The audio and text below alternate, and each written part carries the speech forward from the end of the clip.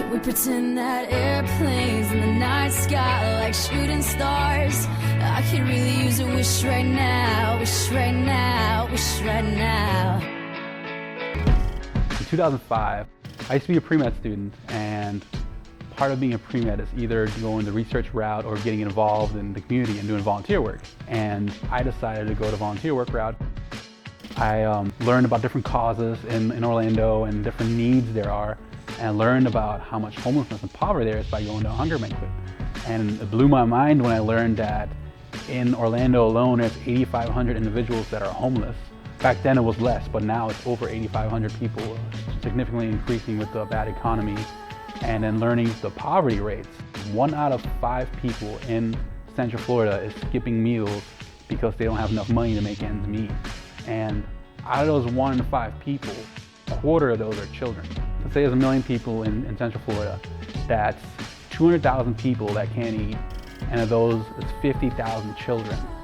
Those are huge numbers, and that's what made me want to get involved in hunger and poverty and try to make a difference. Pretend that airplanes in the night sky like shooting stars. I could really use a wish right now, wish right now, wish right now. Ever since I was a little kid, it was always my dream to become a rock star and to be a touring musician. I used to have long hair and use my tennis racket as my guitar and pretend to play in a band like while music's playing in the background. And as I grew up, I decided to go to college and skip the rock star route. But now that I'm back at Rock for Hunger and working with musicians in the music business, I'm more involved in the business side. And I think by the way I'm a rock star now is by using my strength in the music business and using it towards a good cause. So I first came up with the idea of Rock for Hunger in 2006 when I became the Director of Hunger and Homelessness at Volunteer ECF.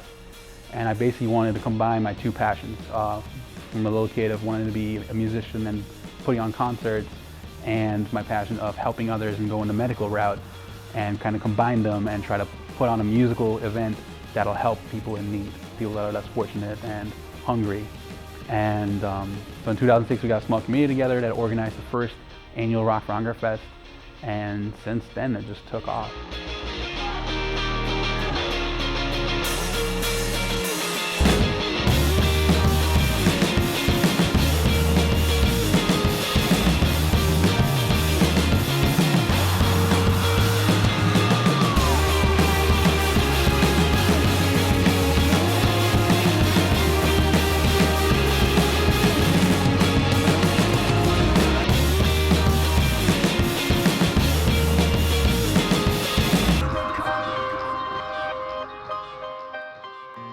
Every Monday night we have 10 to 15 volunteers that we feed the homeless individuals. And there's about 100 to 150 people that come out every Monday and that we feed. And it just takes 10 to 15 volunteers to really run that and make it run smooth.